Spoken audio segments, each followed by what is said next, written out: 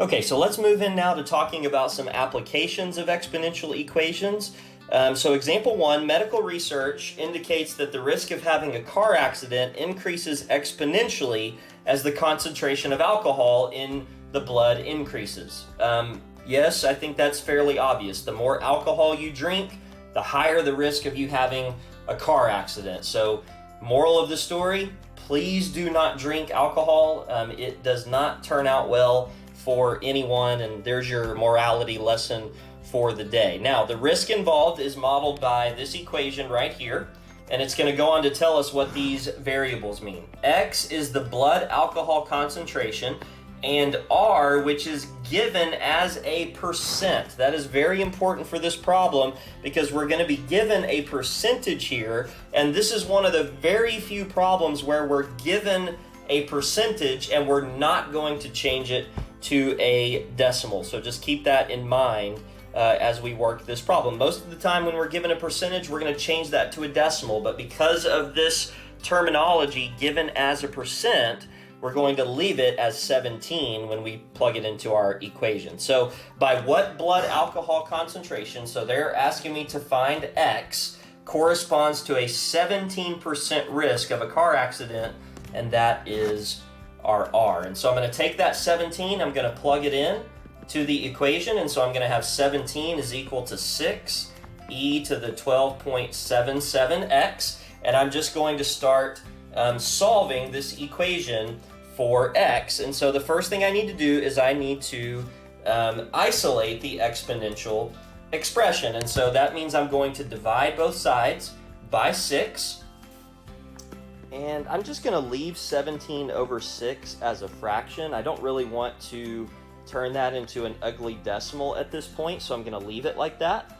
Now that I have my exponential expression isolated, I know that I'm going to take the natural log of both sides, and so this will be natural log of 17 over 6 is equal to, the natural log of e is going to cancel, and so I'm just going to be left with 12.77x, and then to get x by itself, I'm just going to divide by 12.77, and so you can put that expression into your calculator just the way it appears.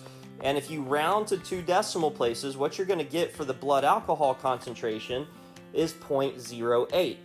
And so again, this doesn't have a lot to do with math, but I think it's important for you to know that if this model is correct, then what this is saying is that even at the legal level of alcohol concentration in your blood, you're at basically a 1 in 5 chance of getting into a car accident. And so just keep that in mind. Like I said, that's just your morality lesson for the day. Hope you guys can appreciate the real world aspect of these types of equations to be able to just open our eyes to these sorts of things, and hopefully the math makes sense as well. All right, here on example 2, we're going to use what's called the exponential growth and decay model in order to answer this question. And so let me explain what that model is just really quickly. A is equal to A0 e to the kt, where A represents the final amount of whatever substance you're talking about. A sub 0 represents the initial amount.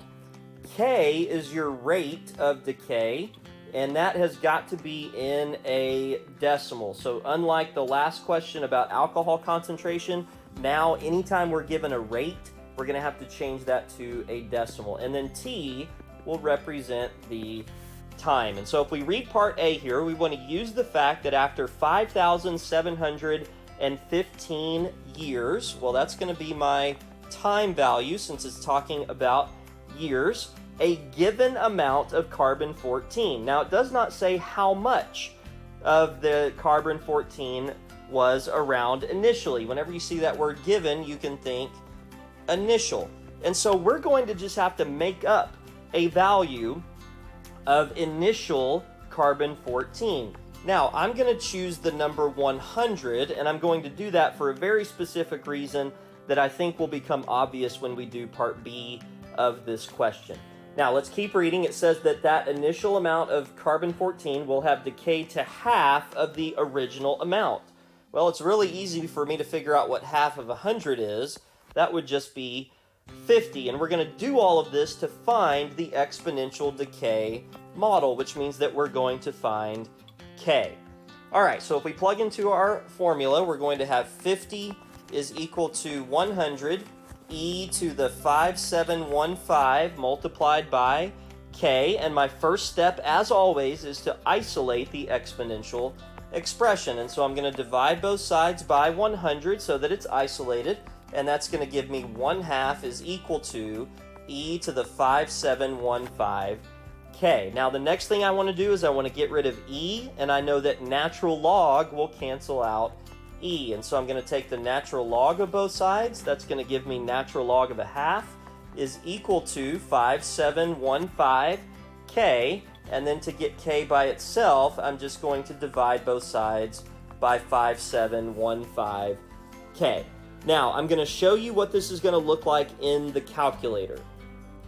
So notice that the calculator gives it to you in scientific notation with this e to the -4 down here at the end of this. And so really what that means is that you're just moving the decimal a couple of places, actually in this case 4 places, to the left. And so you're going to end up with an exponential decay model of -0.000121.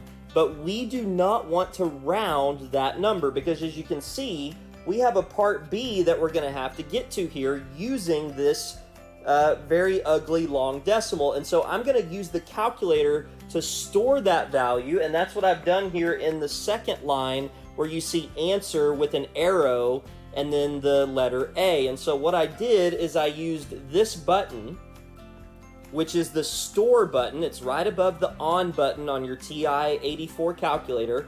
And then I just chose alpha A, which is the math button on your calculator, alpha A, to store that in the variable A. And so now anytime that I want to recall this particular value, I'm going to be able to do that just by hitting alpha A instead of typing in the long decimal, which would be rounded, and so therefore my answers would not be as accurate.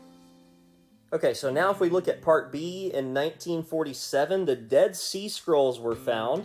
Analysis indicated that the scroll wrappings contained 76% of their original carbon-14. It doesn't tell us how much original carbon-14 that they had. It just says that they contained 76% as much as the original. Estimate the age of the Dead Sea Scrolls. And so that tells me immediately that I'm looking for the time if I'm looking for age. I don't know how much initial carbon-14 there was, so I'm again just going to choose 100, and the reason for that is because it makes A really easy. Because what is 76% of 100? It's just 76. That makes finding the final amount really pretty simple. And then what is my K? It's equal to -0.000121, but when we go to calculate this in the calculator, we're going to remember that we've got that number non-rounded stored in the variable A. And so now plugging back into my exponential decay model, which again, remember, is back up here in part A. So don't forget this formula because it's going to become very important for these types of problems. We're going to get the following. 76 is equal to 100 e to the -0.000121 t, and we are trying to solve for t. And so the first thing is to isolate the exponential expression. So I'm going to divide both sides by 100. 76 divided by 100 is going to give me 0.76 is equal to e to the -0.000121 t. The next step will be to take the natural log of both sides. So ln of 0.76 is equal to, that will cancel out the e, and I'll just get -0.000121 t. And then finally we're going to divide by that number. But remember, when I go to do this in the calculator, I'm going to divide by A, and so you'll see what that looks like in my calculator screen. And so notice that I didn't type in -0.000121, I just typed in divided by alpha A, and that's what gave me the answer. The age of the Dead Sea Scrolls is 2,262.73 years old.